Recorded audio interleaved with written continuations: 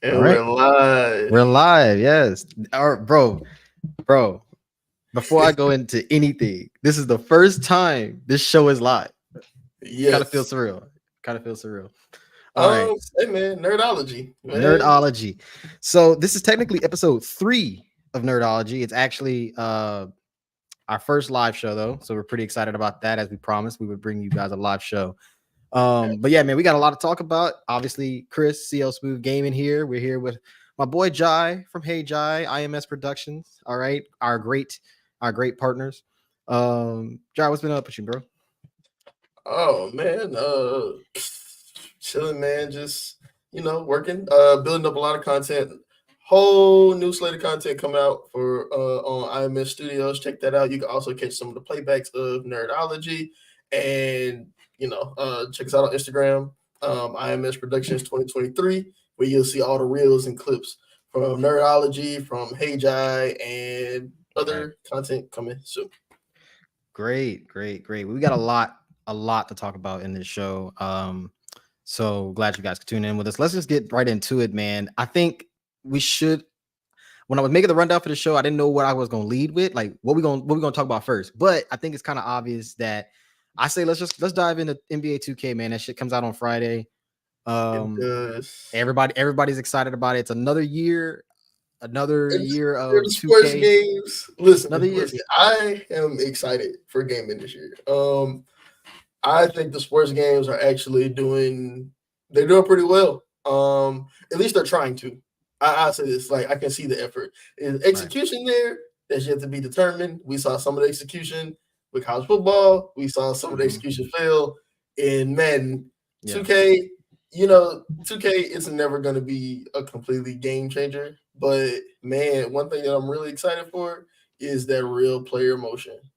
I Yes. forgot exactly what it was. It was like Pro Capture or something like that.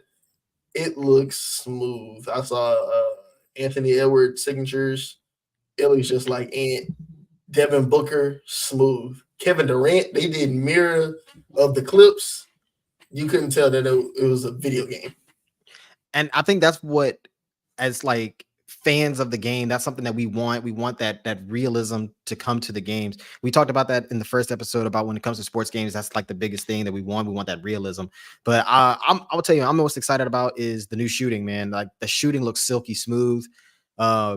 They have in the my player mode, you have so many different ways you can create custom your build. They revamped the builder for your my player. So I'm excited to see how that all works out with like customizing your jump shot, customizing your dribble packages, all that kind of stuff. That's gonna be so much fun to like just play with. You have a build in mind? You gonna make what build you think about making this year? Okay, so my go-to build, it's not a slasher. Our friends will say that I'm an old head and I like a slasher, but Because you are. Let's be real, you are. Okay, I'm gonna score. I like to dunk on people. I can't dunk in real life. Anybody know how to shoot. Everybody can't dunk. So, but no, probably a two-way, some kind of two-way score. My favorite build of all time that I ever made in 2K is 2K19, my pure shot creator. And he was a bucket. I could do any and everything. Play defense, do all that. Between that and my two-way slashing playmaker, just because his defense was crazy in 2K20. So probably some kind of two-way guard. I like making big guards. I'm glad they put that in the game now. Yes, bro. Where you can actually make a big guard and they can move a little bit. So like last year, my player was like 6'8", a 6'8" 2 guard. So I had some nice defense. That's how I was able to bang on everything. All right. So I'm probably gonna make something 26'6", 6'8".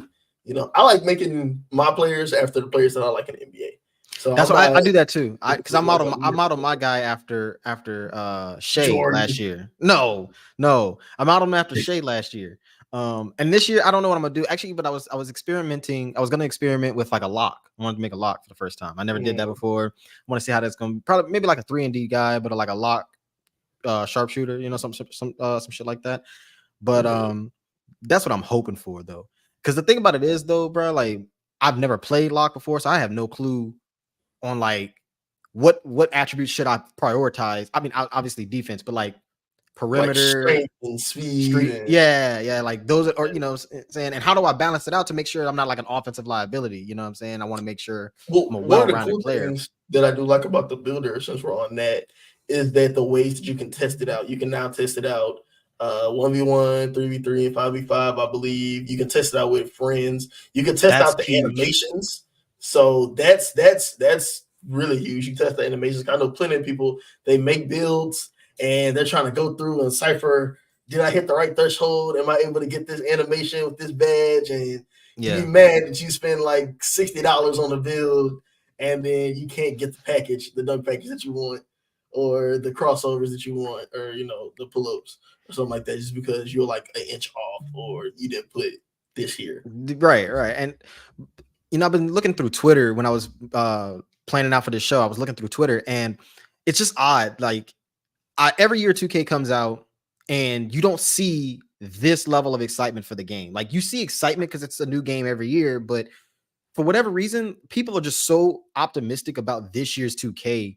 And I can kind of see why, like based on what we've seen, the things that have come out, there's some new things that they've listened to the community about. And obviously like shooting is going to be shooting. The gameplay is going to be gameplay. But like, there's like, for example, I saw that there was like, if you don't have a squad, you can assemble your own squad with just randoms, right? To me, that just seems like a good touch to the game. That seems like something that puts the game in a positive trajectory. And I'm noticing the sentiment is that a lot of people are super excited. You know what I mean? So yeah, absolutely. A level of excitement that we have not seen in prior 2Ks. So I'm excited. We're gonna I'm hoping to get that gameplay this weekend. We can stream that just throughout the weekend, and hopefully before next week's episode of Nerdology. But we have a real-time review for you. Real-time review. I like the just before we leave 2K, I think I like that they're not leading into the part of what I wanted from 2K, because I want them to make my career fun again. For me, I feel like if you can play the game by yourself, that's the definition of a good game. But I do like that they're leaning into their what they're good at, which is the customization for the player. And I think that because we're getting more customization, that leads to a new level of excitement. And because it's so many different avenues, I think they're trying to phase out the meta builds. Because at least for the past, I would say every 2K on the PS5 after 2K21, it was everybody had the same build. Or you knew like it was like whatever 2 or 3 builds were going to be OP, and everybody will play the same, everybody will look the same, have the same accessories, yada yada yada yada. But I think now there's so much customization. It's kind of bringing back. I hope that brings back unique play styles. So yeah, challenge for everybody that likes 2K. Everybody's gonna play 2K. Don't go on YouTube for your first 2 or 3 builds. Now, if it's like in January and we had the game out for X amount of months, all right, cool. But for like September for the rest of the year, at least for the rest of 2024, make your own builds. Make it be original. But like at the same time, I think the reason why people go on YouTube is because why would I want to? I'm not gonna spend another $50 on a build, and that shit ends up being like super trash. You know what I mean? So that's the fear. People go on YouTube, they get their bills, try to be a little bit more safe with their money. You know what I mean? These are investments, bro. These builds are investments. I refuse to believe that this many people want to left or right and shoot all day or play 5 out. Have you seen the pro teams playing 5 out? It don't look like one guy has fun. Oh, you know what? That's so true, bro. Like when I be playing in the rec, you have just the other 4 just in the corner, not doing jack shit, while the point guard is just now that happens all the time. I get that. But see, going to your point though, I honestly hope that if we are able to, like, you bring in more customization to the builds, allows for more creative gameplay, like you said. But how does that fit with the team? Like if I'm playing with my friends, if I'm playing with my homies in the rec or in pro-am, how does that we now have to prioritize making builds that gel together. I think that's gonna be so much fun to do, and I'm curious to see how the game really takes off, But it's another year 2K. I'm excited for. We're gonna bring some gameplay for you on that. But wanted to pivot to this game. I don't own it, but I played it at a friend's house. You know what I'm saying? And it was lit. I ain't gonna lie, it's as advertised. So a lot of people have been seeing on Twitter that that Black Myth Wukong, what? Myth Wukong. So Yes, you that played is a it? game that I didn't play it. I saw some gameplay of it. It's in my PlayStation card. I just gotta click go. I'm just lazy. But Yeah. man, I'm actually gonna get it. I'm gonna get it. Oh yeah, I'm gotta get it. I'm definitely gonna because it is original. It looks refreshing. Yep. It looks a fun single player game. It's that vintage game feel to me. Yes, So bro. where it's kind of like, okay, somebody got in their creative bag. And they've been teasing this game, Sun Wukong game. For those of you that don't know, Sun Wukong, based off Journey to the West, which is a Chinese folktale novel. It inspired a lot of anime stuff, most notably Dragon Ball Z, right? But it's basically about this Chinese monkey god that be kicking ass. He be kicking that ass, boy. Man, it looks so refreshing. The powers look cool. The bosses look cool. It looks vibrant. The movement, man, it looks like a fun game. The last game I saw that looked like that was Infamous. Yeah, and so it's been so long since, and that was one of the things that like PlayStation 5 was suffering from, or just this, not just PlayStation 5, but like this generation of console was just like good exclusives or good standalone story games. We haven't gotten that in a while. So no, everything you're saying is spot on. Like Black Myth Wukong is just this, like when I played it, it felt fast. It felt like fluid, dynamic, like the combat, like you said, the powers, the abilities and stuff like that. The way the dude moves, man, the dude be moving crazy out there, bro. Like it was like whatever you think of a monkey god, and that's what it is. That's what it is. This dude he's legit. The game is legit. Obviously I only played like a little bit of it. I sampled it at a friend's house, so I didn't really get a feel for the story. But it just seems like one of those games that I want to play. You know what I mean? Like I'm gonna get the game. I want to buy it because I want to dive into a good story. Because I'm done with like. I don't want to continue with these just competitive games all the time. Like sometimes I want to take a break. Sometimes I want to be just thoroughly entertained, Sometimes you just want to come home, chill, and just cut on the game. That's just it. cut on the game. You know what I'm saying? Just want to come home and cut on the game. So I'm looking forward to getting the game. Hopefully, like along with 2K this weekend, I was gonna buy that too. Your boy gets paid this Friday. Bi-weekly checks. The bi-weekly checks. So I'm gonna get that, and I wanna see. Just right now, I'm worried. I'm just curious about the story. Like, how good is this story? How entertaining it will be for me. I'm real into that kind of stuff. I've always been into that like ninja, samurai, mythic type of type of shit. You know what I'm saying? It looks cool. The graphics, like you said, looked amazing. I think I heard a few people online talk about it's a little glitchy, a little buggy right now, but I'm not too concerned about that. But I gotta look and see where the developer was, because I know it came out on Steam first. So I don't think it was an indie developer, but I don't think it was one of the bigger companies. So I'm gonna look at who the developer was real quick. Yeah, one of our good friends, he got the game, and he said he's been really enjoying it. So hold on, we went,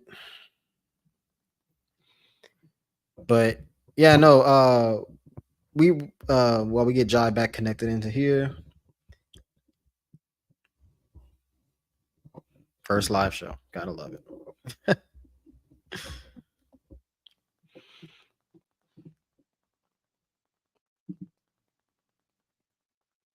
Here we go. I think he's coming back.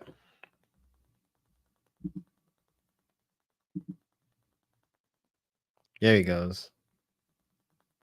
Oh, your audio. Let me get you back. No, you good. I was muted. That's what I'm saying. Oh, my bad. Okay.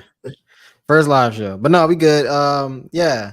So outside of, while we're talking about Black Myth Wukong, I wanted to get your opinions on, so we talked about original gameplay, original storied gameplay that has been missing from the gaming scene in the last few years. But outside of Black Myth, like, what else would you want to see? Like, what other kind of decent games, storied games that you would like to see come out, kind of similar to this? I mentioned it before. Infamous. Yeah. I would love to see a sequel to sequel. Okay. Yeah, we could do a sequel to whatever the story was, but you remember, like, so the first Infamous came out on the PS3. That was a story. They made 2 games off of that, and then the one that came out on the PS4, it was a completely different story, but the same universe. So if they want to bring out another character, that's fine.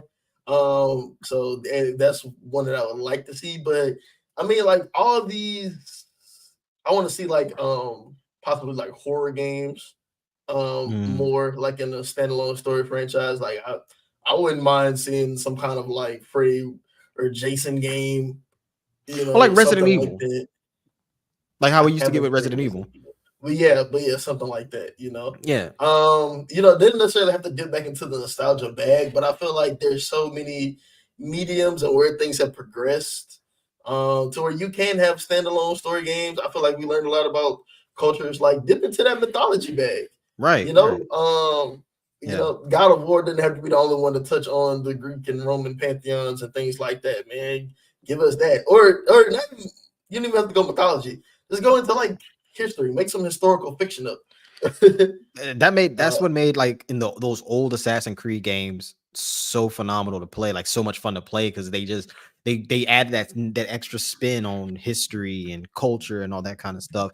And honestly, dude, like, while we're talking about it, like while we're talking about Black Myth, man, like these are the type of games, to all the developers out there who are making games, and I get it, like we're so wrapped up on online play and microtransactions and stuff like that, but these are the type of games that made the PS2 so legendary. Like these type of games here that at the end of the day we're all going to remember, like when, down the line when we're on the PlayStation 8 or whatever, and we look back, man, how was PS5? How was the PS5 days? Oh yeah, bro, they had amazing games like Spider-Man 2, Black Myth, all these type of games. So these are the games that I think we need to see more of, just creative, original. And you don't need to turn on one every year. No, you don't need to turn on one every year. No, make them substantive. Honestly, learn the GTA 5 method. Not as much. Don't do it as much because that expanded over like 3 consoles. Right. But work on a good game and then have DLCs to hold it over until you can make another good game. You don't have to put out a whole game every year. Just cranking them out every year. Exactly. You're going to put out a lazy product. So, and if you remember from our first episode, we talked extensively about this because it was the launch of Madden. But that was one of the things that we talked about with Madden. Madden's downfall was that, it is coming out every year. They have to crank it out every year. They have to, so it's going to be it's difficult for them to create this brand new game, like you said. That's a great point.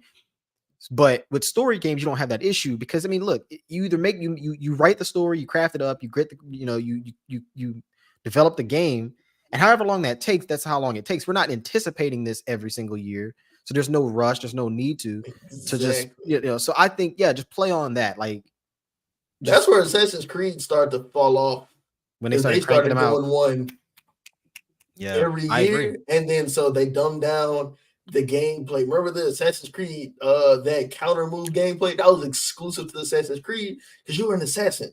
You weren't just a brawler fighter, right? But then I want to say, like, after like Black Flag, it just became run around, stab, and they just kept doing that. Then there was this like Viking, random dude in Egypt. What was the other one? There was like they had the Viking, they had the Egypt guy, they had the Odyssey, back in Greece. The Greece guy, it just after a while it lost the plot, Yeah, the last great Assassin's Creed game I probably remember was probably 3, in my opinion. Oh, Black Flag was okay. 3 was amazing. I still play that to this day. 3 was amazing. Yeah, so as PlayStation got that remastered on there, I went and I got the NCL collection, and I got 3. Well, speaking of indie games, I know it's putting on the rundown since we're already on this. They're coming out with a new Mafia game in 2025. Oh, bro, just because you said that, we got that. And it's going in the old country. So it's like Like that's what I'm saying. And it's like you don't even necessarily have to like for these newer games, it doesn't necessarily have to be a historical thing or mythology thing. It doesn't necessarily have to be powers. Man, when was the last time you played a game? Like, remember back in the PS2 days, you can go get a game and you'd be like, oh, it's a game about robbing banks. And the story mode is about this group of bank robbers. And you go do that, right? Everything doesn't have to be super open world. You can just have a nice linear story. Right. Sometimes we just want to crank in the game and have fun and get that sense of achievement. And it's like, okay, I beat this game. Like that used to be fun, beating games, going to GameStop, saying, what can I get for this? Because I beat it. I don't need it no more. You know? And now it's just kind of like so this one, when I was actually watching this, I can't remember what stream I was watching this on, but when I found this out, man, I got so excited, bro. Y'all don't know how much I love the Mafia series, bro. I love this series so much because this is classic gaming. So, and look, the thing that the Mafia trilogy does so well is that all these stories are different. It's not like a trilogy to where it's like this one takes place after this one takes place. It's all different characters going through a different journey. So when you play the game, you're taken into a whole different world. It's immersive. The world is open world too. Mafia is open world, right? Similar to like an old-timey GTA, but I'm in my opinion better combat, obviously a better story than GTA, because GTA 5 story was just kind of all over the place for me. It wasn't as good as like GTA 4 story. GTA 4 story was probably San Andreas and GTA 4 were the best stories. Yeah. In the game. I think San Andreas was overrated. San Andreas was fun to play and just fucking around. Well, maybe I'm thinking of nostalgia on that. Yeah, because like San Andreas was nothing but a bunch of old 90s hood. When you found out that Big Smoke was snaking you, man, I was like, oh, that's Suge Knight. Suge Knight. No, like no, that's what I love about the Mafia games too. Like it's more structured, and I think that like with GTA, while it's open world, GTA open world is just you can do what the fuck ever. You don't even have to play a story ever in GTA. You can literally go do whatever you want, which I think that's fine to have in that realm. I don't think every game needs to have that. I think other games leave that to GTA. I think that or Red Dead. Leave that to Rockstar. They're really good at that. They're really good at that, yeah. But I think that other games, if you're gonna do open world, have it structured and have consequence. That's what I liked about the Mafia thing. It was Mafia 3. That was the last one that was in New Orleans, right? Right. If I'm not mistaken. Mm-hmm. Yeah, that was my favorite one because that was my favorite one too. We got a black Italian. Black dude, yeah. And he was fucking shit up. Dude was going black hard. Italian in New Orleans, yes, sir. Dude, listen. I was going crazy on that game. I put so many hours on that game, but no, like the structure is fun when it's a single player game. So like GTA, like Rockstar, with it being GTA or Red Dead, didn't matter. They prioritize online play, so you're playing more so online than you are, in a server rather than you're playing the story. I think with Mafia there is no online play element to it, so the structure to the story has to be there, and I think they execute it flawlessly all three games. I think obviously, like we talked about, the third one was my favorite because you got personal with the main character, like that dude, you really were him, and you had to go through things that he was going through in his life, and the game threw a lot of challenges at you, and it didn't feel like the game was relevant. They didn't were relevant, right? I'm doing this to get this out. I'm doing this because this is something that he would have to go through while still trying to get this in the main story. I think it was the one where you had to go like save the prostitutes. And I was just like that was just a fun little side quest. But it had like ramifications, or like it set the scene, like it was needed filler. It gave context to like, okay, why am I fighting this person? Why does this person actually like me outside of this is just the next playthrough on the story? Without it being like another mini game. Like that's what I'm saying. It's not just like another mini game. It was an actual, mission like, survive these waves of attackers. Like, no, it was an actual mission. I had actual objectives. They had actual dialogue that wasn't just regurgitated every time I did a side quest. Yeah, so really excited for the Mafia game. What do you think about it take place in I believe Sicily? That's the old country. The old country. That's gonna be interesting. So my favorite movie is The Godfather 2. Okay. Right. Great movie. And I like The Godfather 2, one, because you got to see Michael's rise to power, but you also got to see Vito in the old country, starting off in the old country and coming to America. So I love that old Italian culture. Outside of being like super racist, but other than that, like that La Cosa Nostra. Yeah, I know you like that boy. Hey, listen, I'll tell you this much. What makes it interesting for me is that if you know the history of the La Cosa Nostra, if you know the history of the mafia back in those days, bro, before they came to America, they were fucking shit up over there. Like they were going crazy over there, So it's like we get to be a part of that now in the game. That'd be crazy, bro. That'd be crazy. And honestly, I have not been let down by a game set in Italy yet. Shout out to, we were talking about Assassin's Creed earlier. Shout out to Ezio. I've not been let down by a game set in Italy yet. So I am super excited for this. Honestly, I think I was texting one of my other friends the other day. I was just like, man, who decided to really bring gaming back? Because like it's a lot of stuff that's coming out in this year and next year. It was just kind of like, we're doing this for the game. About time, honestly, because like you said, we got PS5s, but I'm sure Xbox probably even has it worse. This has just been a lazy generation of games. It just felt like next gen versions of games that we already had. We're entering the phase. Like I said, I think what it just comes down to is that developers are just prioritizing online play, competitive play, microtransactions. That's where gaming is going downhill, because every game that they cranking out has some kind of competitive element to it. And don't get me wrong, I like competition every now and then, you know what I mean? But that's every game that I'm playing now. It's coming to the point where like, well, I'm looking forward to the same 5. 2K, Madden. I guess now you got to throw NCAA in that mix. Fortnite, Call of Duty. Like, so it's just those cycle of games is what I'm like now starting to look forward to. And I'm like, no, I want some storied games. I want some more PlayStation exclusives, as I'm a PlayStation loyalist. I want some more PlayStation exclusives. For the Xbox homies, y'all, I was actually super jealous of the Xbox homies because they got Starfield. And I wanted to play that game so damn bad.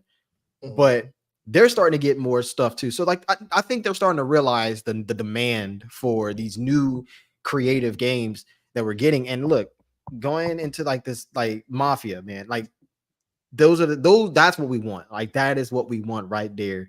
And so I'm happy we're getting it. I can't wait for we get more information on this game, get a more extensive trailer.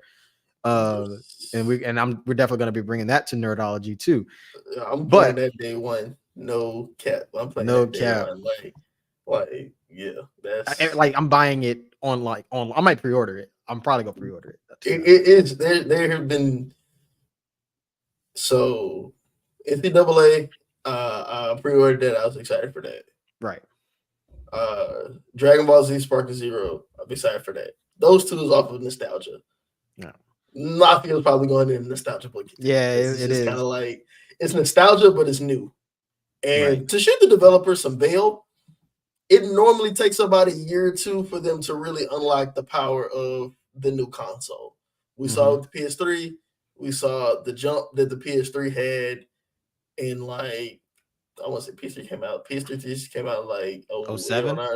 Yeah. So like around like 09 is whenever it really, you saw like, oh shit, this is PlayStation 3. Right. PlayStation 4, around 2014. PlayStation 4 came out in 2012. Around 2013, 2014, that's whenever it saw a leap. And so even though this is about 4 years with the 5, you gotta think COVID, a lot of travel restrictions, limited supply of the actual game. So maybe the developers couldn't really unlock the full power of it while still the demand being high. And honestly, you can look at the demand for gaming. Gaming as an industry has gone up since COVID because so many people are in the house. So many people got into gaming. The advantage of people creating content with live streaming, people Twitch streaming, YouTube streaming, it kind of ramped up the demand of it. And so I think the developers just didn't have enough time to really sink their teeth into what all can we do with this device. Because if you think about it, the Vive is a very powerful device. Like and you can tell they meant it to be intricate. Like even on the controller, they got like all the PlayStation buttons. Like people just found that out, like the little PlayStation buttons outside the controller. Like it's a very intricate device. If you just like play around and like just move around in like the menu and things like that, like remember it had the menu narration whenever it first came on, that scared the fuck out of me. If you have a smart TV, that mug will connect to your smart TV. I remember every time I turn on my TV, my PlayStation will turn on. So it's a powerful device, and I think they're just really starting to get into it. It's crazy that you mentioned that too, because when I first started this channel, like I don't know for anybody who's been with me day one, what I did was I would just upload videos straight from my PS5. That was my start. Was that I just did my gaming, recorded my gameplay, and uploaded it straight to the channel. And now that I'm starting to get more sophisticated with it as I evolve, but no, the PS5 is super impressive console that I think is not being done enough justice until now. So and now we're starting to get more gamings coming out for that. So let's pivot. We got more, plenty more content for you guys right now. We were talking about competitive gaming. We were talking about online multiplayer gaming. Call of Duty Black Ops 6 is the beta's out. A lot of people have been playing that. I've been seeing a lot of our friends, have been playing that. And I'm not a huge Call of Duty person. I used to be, but I fell off of it. And I think I might pick it back up. I don't know if you've been watching trailers for this new game, or have you played the beta yet? I haven't played the beta. I've been watching trailers. I like the motion. I'm a real big fan of the motion. And I know they tried something like that. Remember, I want to say it might have been Black Ops 4. No, it was the Modern Warfare remake where they had them jumping around like jetpacks and stuff like that. Right? The kind of like freelancing motion. Right. I like the motion. I think this is what whenever, because I used to be a big Call of Duty person. I was Call of Duty the first time I met y'all. I just want to put that out there. I was not the typical meathead. I'm playing Madden and 2K all day first. I did not play those games. I was a real gamer until I met Chris and company. Then they got me hooked on the Madden League, and I never looked back. We never look back. That's facts. Honestly, I can vouch for that. Yeah, but no, just watching videos of people who used to play it on the PC, and they used to like, the movement was just much crisper. It's almost like get that PC movement in console now. It looks fun. A Black Ops game has never let me down. No, I think it's the best. It's the best. It's the best in the series. Like the Black Ops series has been phenomenal, dating back to Black Ops 1, the original Black Ops. It was obviously we love zombies, right? Those are some of the classic game modes. They're obviously that's still here, that's still with us, and it's looking like it's just as fun as ever. Except now you're adding more elements to it. You're adding more weapons to it. You're adding the third person point of view. I've been watching people playing it. Hey, that third person point of view looking crazy. Not gonna lie, it's looking kind of crazy. I'm gonna shine. That's why I'm gonna shine. Because part of the reason why I used to play, like I said, I used to play Call of Duty Live, but I'm gonna be honest, I was ass online.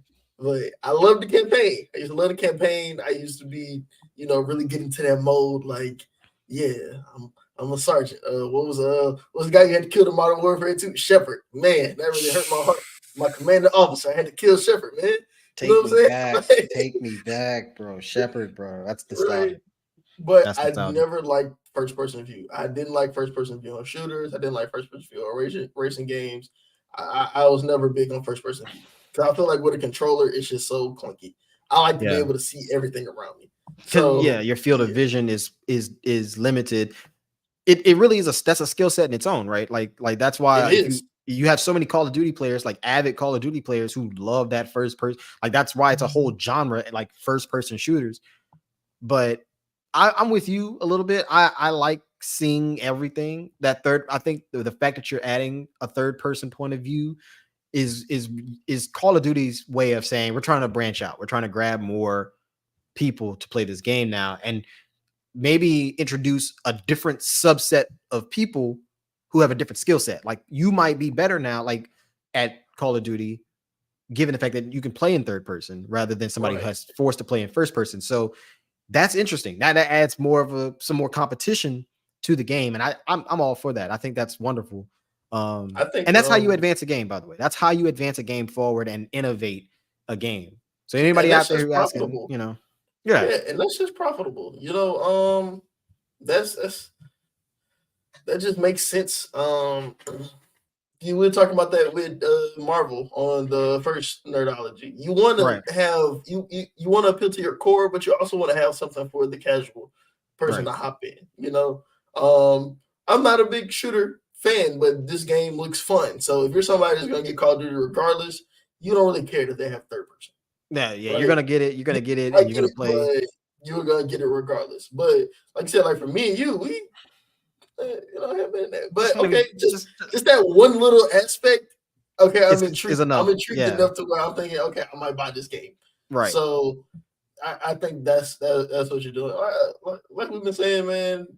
Shout out to the developers, man. They're getting in their bags now. Yeah, they really are getting in their bags. The last Call of Duty game I played was the most recent Modern Warfare 3, and honestly, I enjoyed the game. I still have it. I don't really play it as much anymore, but like I said, I was huge into Call of Duty. I think this is starting to bring me back because of all the things we can do. I've been watching people playing online too, man. Like people were getting I was watching people getting super fucked up. Like with the sniping is crazy in this game. You know what I mean? People jumping from the corners and shit like that. Like the fact that the movement and the fluidity is insane from what I've seen.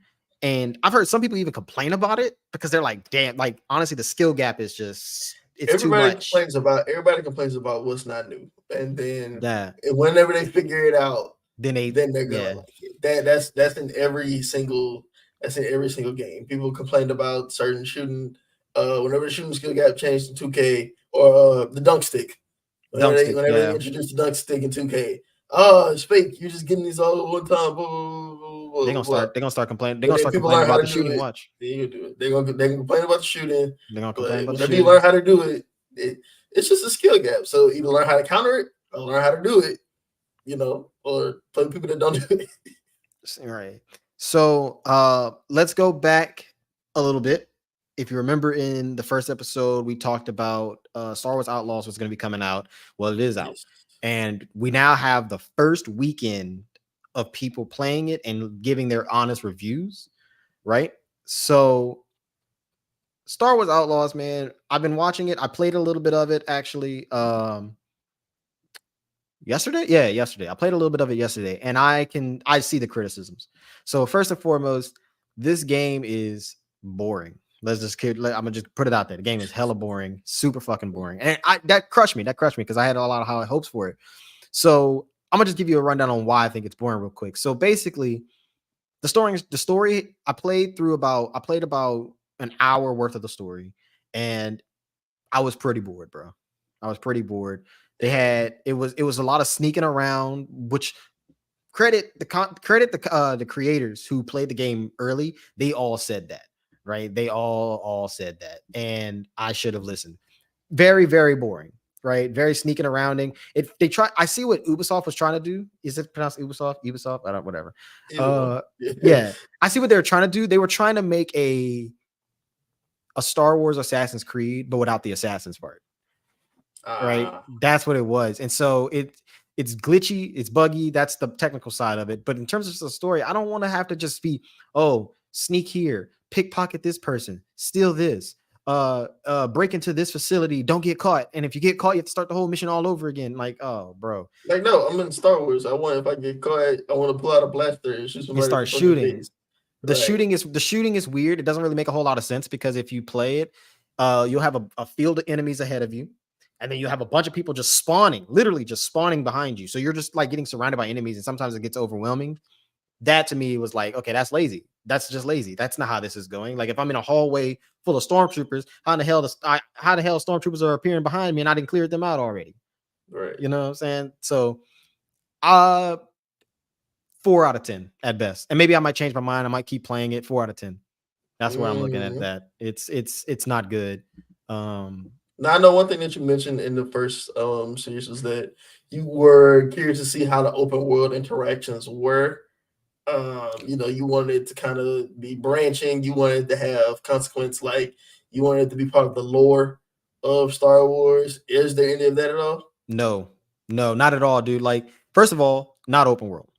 There's lots of restrictions. There's a lot of places you can't go, a lot of things you can't do. Can you unlock them, or is it just kind of like no, it's just cut off. Like, it's veering you back into the direction of the whatever the story is. So it's not open world, right? It's more open world than, say, like, I don't know, name a game, but like there's no like open it's world. not a linear story. You can't. But it's not like you gotta go. Yeah, it's just more of like a. You know how, like, in Assassin's Creed, again, that's the only thing we can pretty much compare this game to. Is if you remember back in Assassin's Creed, there were certain parts of the map that if you veered off, you would get desynchronized. Yeah, it's that kind of similar thing. So it's just not open world, Minor thing. I won't beat them up too bad about that. But what I will say, when we talk about lore, like, there's nothing that connects this to the movies outside of the setting in which it takes place, in between, I think it's between Empire Strikes Back and Return of the Jedi. So somewhere in between there. But there's no mention hardly of the events of those two movies at all. No Luke, no Vader, no nothing like that. You have the Empire, obviously. So they built the setting around that, and they sandwiched it in between those two movies. But you're not as like, for example, this is a minor detail, but I want to be able to, like, if I'm walking down an alleyway in some really run down town somewhere in this really rinky-dink planet, and I hear some two dudes over talking, oh yeah, and you heard about they blew up the Death Star and shit like that. That's something that would add to the game, and they don't have none of that. They don't have references. They don't have Easter eggs, really. Or maybe I haven't discovered them yet. I just haven't seen a whole lot of it. And that's just discouraging for me. Like how in Jedi Survivor, it was significant. Like, you knew that, okay, this is something that had impact on X. Right. I just don't. I think what it is that I don't think there's no plans in the future. For example, with Jedi Survivor, there are plans. There are talks about having that guy. I forgot the actor's name. Be a part of future projects, films or TV shows, stuff like that. So that's why they put all that into those games. And I'm not sure that they're trying to make whoever this character is, that the character they're introducing to us in this game, if they have any future plans with her at all. So that's what I'm thinking. That's what I'm thinking is the case here. She was supposed to be in season 2 of the Acolyte. Oh yeah, season 2 of the Acolyte. Gosh, man, Star Wars has been lacking so much, and this, as a diehard Star Wars fan, this is heartbreaking. We deserve better.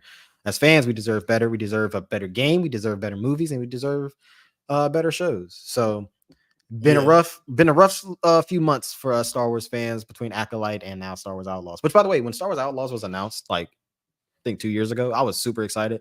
Like, I was tweeting about that, only to play this game and feel like I wasted my money. So it was expensive as shit. It was like $150, by the way. I don't know why the people just don't kind of. You would think that with all the source material there, it should be a layup. It should almost be a layup. It should almost be a layup. You don't have to take that much creative direction. You have at least all the core elements there of what drew people in. Right. It's just not there. And again, I don't want to space world, laser fighting, laser swords. I will say what I like. I will say what I actually do like about the game. What I think that they can truly build on. I like the seamless. I guess this is the reason why they called it open world, because I like the seamless travel from planet to planet, and that you can fly out of a planet, go through its atmosphere, go into space, travel to another planet, and go through their atmosphere down to their surface. Those things are cool. I'll give it props on that. Is there space combat? Yes. Okay.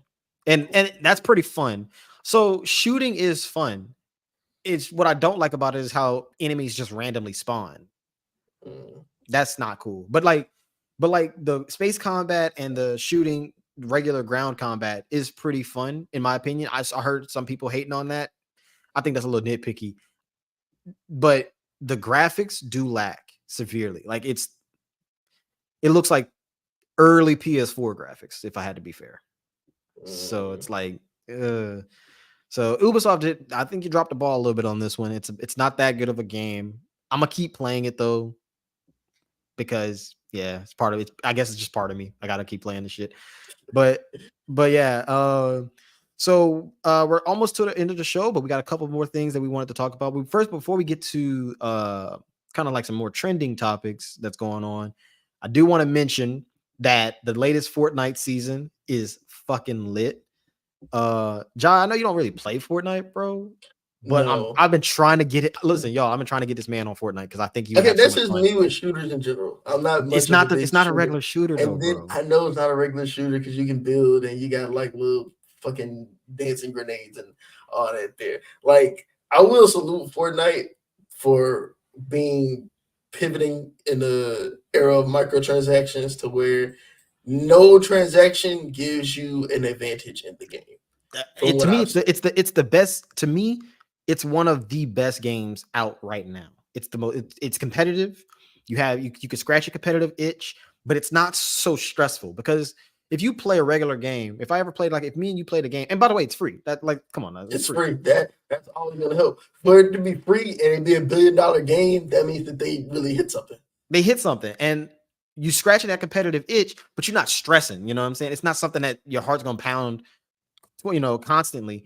But it's the essence of games where you can just come on, play it, and enjoy it. You cut it on and be like, all right, I'm just have a good time. But this is where this new season that they just came out with, Absolute Doom, it's their Marvel Universe season, Marvel themed season, has been straight lit, bro. Like the weapons are fire. They brought back the dual SMGs, which is something that I love, the dual SMGs back when they used to have them.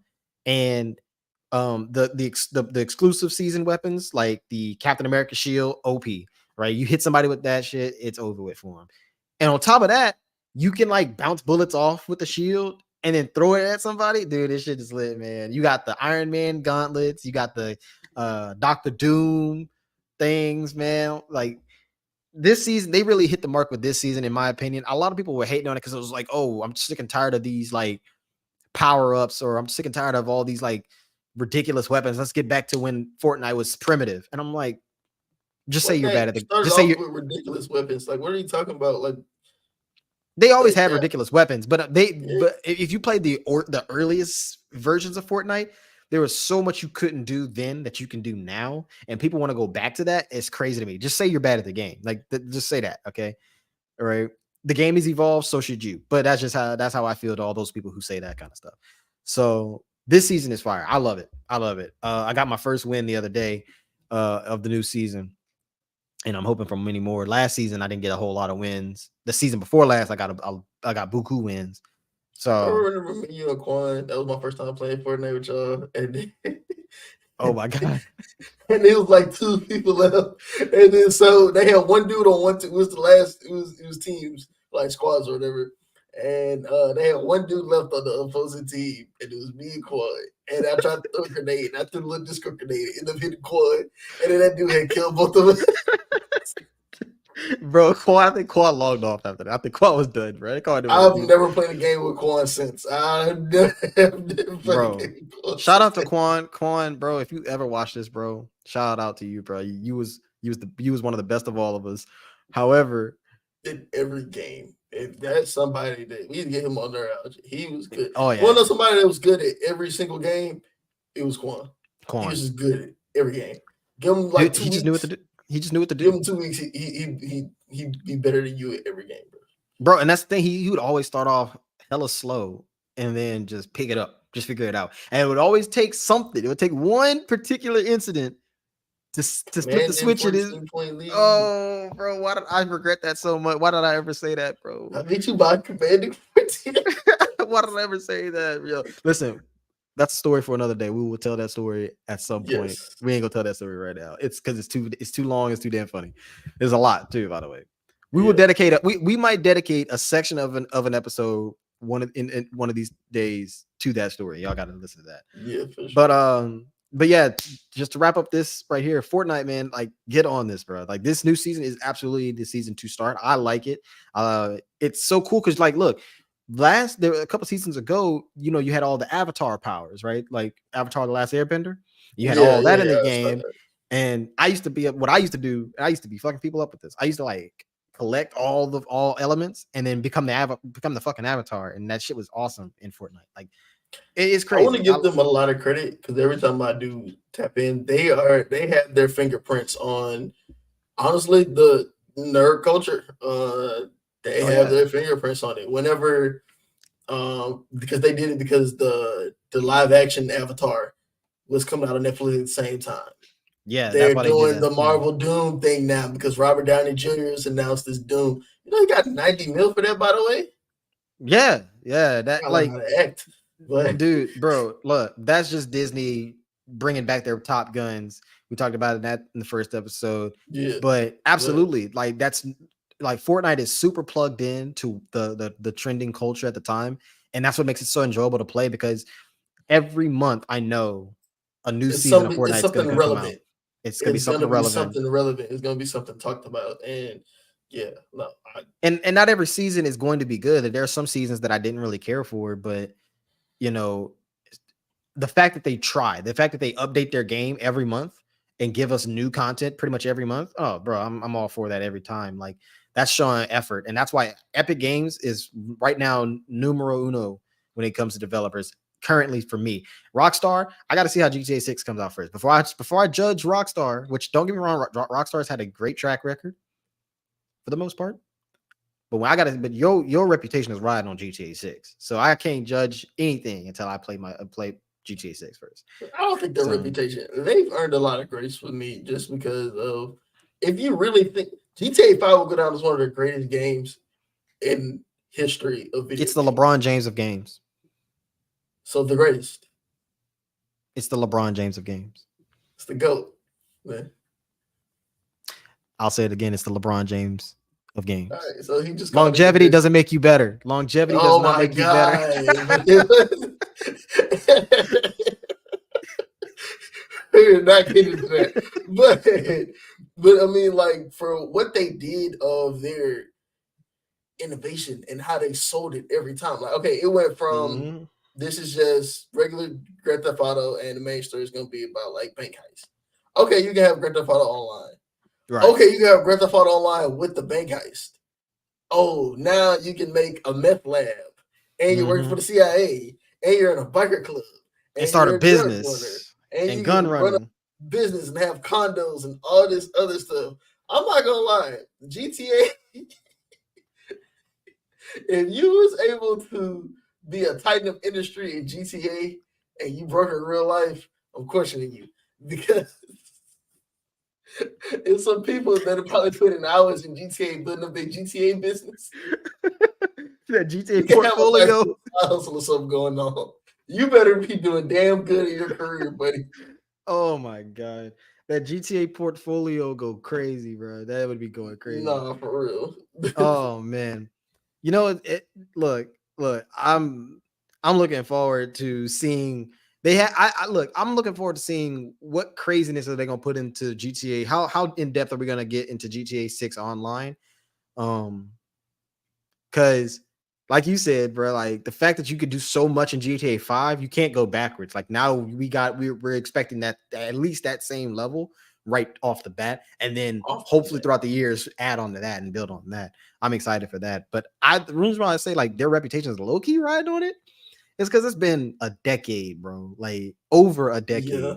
We've waited a long time. You can't tell me, like, for example, NCAA took a decade to come out, and it's a good game. People are satisfied. It is. So same shit. GTA doesn't need to hit on everything. I think they just need to hit on the right things. Yeah, sure. They just need to hit on the high points, at least at launch. Right. So, I mean, maybe I would say at the very least, I want to be able to do the bank heist, bring back the bank heist. Those were always super fun, especially with friends. I know you remember that. I know you remember that heist with me, you, was that boy Isaiah? Who the fuck fell asleep? Was that Caleb? I think Isaiah fell asleep flying the helicopter. He fell asleep. Bro, we were so bro. It took us out of there. It took us hours. And we finally had it. I think that broke us after that. That broke us. We just had to fly out of there, bro. That's it. We heard that boy snoozing on the mic. Oh god! So that I want in the game. I want to be able to do goofy shit like that in the game. So bring that shit back. Bring back the businesses and all, like, you know, your meth lab and all that kind of shit. So bring back all the normal stuff that we could have did in GTA 5. Bring that shit back, and then just to be honest, add on to that. Some of the stuff I don't want in there. I want it to be, because it's gonna be in Florida, so I want certain Florida stuff. Like, I don't know, like, it's Florida, like Kodak. Maybe. Let's go get a studio. Instead of just running like a nightclub, let me run a rap studio. Let me front a rapper. Mm-hmm. You know what I'm saying? That'd be cool. Specific like that. That'd be dope. Or I don't know, OnlyFans studio. All the OnlyFans girls be. You know what? That's actually a good idea. That's a good idea. Like, you gotta think about, like, where you at. You know what I'm saying? Like, because the other one was in Los Angeles. It was based off of Los Angeles. Right. Where the fuck was it? I forgot what they called it. I think they just actually called it Los Santos. Los Santos, right? Los Santos is LA, Los Angeles, right? So this was supposed to be based on Florida, Miami, South Florida. So let me get some South Florida stuff. Let my businesses be South Florida related. You know, like, okay, I don't want skyscraper real estate towers or whatever. It's right. Florida. Wherever the hell they got in Florida, I don't know what they do out there. Bro, I heard. Side note, I heard the strip clubs and it's gonna be crazy in that bit. Yeah, no, I saw a mocap of like actual trip. I was like, yo, all you freaky frogs. Oh my god. Listen. I'm not going to spend real money to go to GTA and throw money on virtual strippers. Bro. Do not spend your real money on them shark cards to throw your money on virtual strippers. Hey. Shout out to all the kids that gonna tell their mama that it's a racing game. Shout out to all the kids that gonna tell their mama it's just a racing game. That used to be the lie. Yeah, in there to drive the cars. We just driving the cars. We just drive it. be the first ones at the strip club. In the strip club, run out the street and punch people. Oh my god! Look, we do not encourage people, kids lying to their parents on this podcast. Just letting everybody know we do not encourage that. Shut up. Lie. Better ask for forgiveness than permission, bro. All right, well, we about to wrap this up. So a couple trending things real quick. What's a movie that you think that you're looking forward to coming out soon? Joker 2. Thank you. I was just about to say that. Okay, but not for, at first it was for the anticipation because I really like Joker 1. But then the more I learned about it, now I'm just very curious because it seems like the director doesn't want to do shit related to the actual Joker. So now I'm just like, okay, where you going with this? Mm-hmm. Because, okay, we got the origin. We get it. He was the bad guy. He spazzed out. But right now, I need villain Joker. I need him. Are you about to poison the water supply? Are you about to kidnap 4 or 5 orphanages? Okay, now I need some Joker stuff. Right. And then it was like, oh, this Harley Quinn is going to be completely different than past Harley Quinns before. We like Harley Quinn for a reason. Although, before I judge it, the recent wave of Harley Quinn is not the Harley Quinn that I grew up on.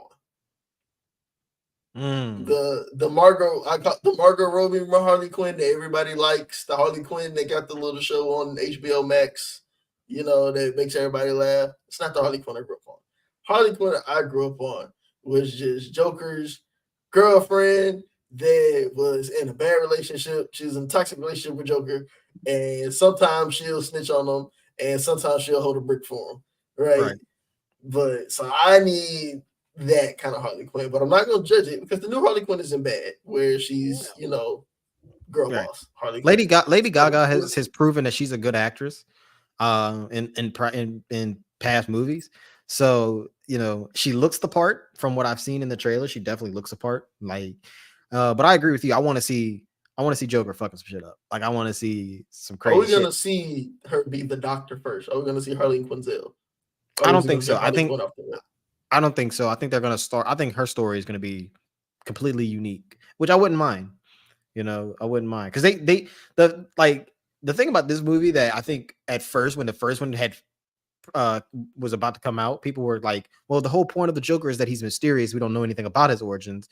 And then they saw that this movie was so unique and standalone that it's not necessarily, it's in the Batman universe, but it's not really connected to Batman, right? It's kind of like how Venom for the Marvel movies is not like the those movies aren't necessarily Holland's villain. It's not, it's kind of like his own thing. Yeah, and it's its own thing. I fucked with it, yeah, I fucked with all the origins, like how did end up spinning that? Oh, he's actually Batman's brother. You know, like in the first movie. And I like how they took him from just because it made it feel like, oh, he's actually a sympathetic villain to nah, this dude's just crazy. Like, because whenever they spun it the whole time, you think he knows his girlfriend and stuff like that. No, he was just stalking her. Like, oh no, he's just crazy. All right, cool. So they still made him the Joker. Right. So that's he still became the Joker. Dude shot a man on his own show. How do you feel about it being a musical? That well, I like that. I like musicals personally. So I'm a musical fan. I like musicals. I like musicals too, but as long as it's cool, like because I think you know what I think it is. I think the fact that it's a musical could mean like, bro, imagine him doing some real fucked up shit, right? And then bust out in song. Come on now, that would go hard. That would go hard. I'm here for it, but my only caveat is that I want the view of just the bystanders of just watching this crazy nigga just fuck shit up and just like they don't hear no music or nothing. Like they just watching him sing and dance and they like, oh my god, he's actually crazy. So I need that. Oh my gosh, bro. Well, look, when does the movie come out? Hold on, I gotta see when you know when the movie comes out. Joker comes out.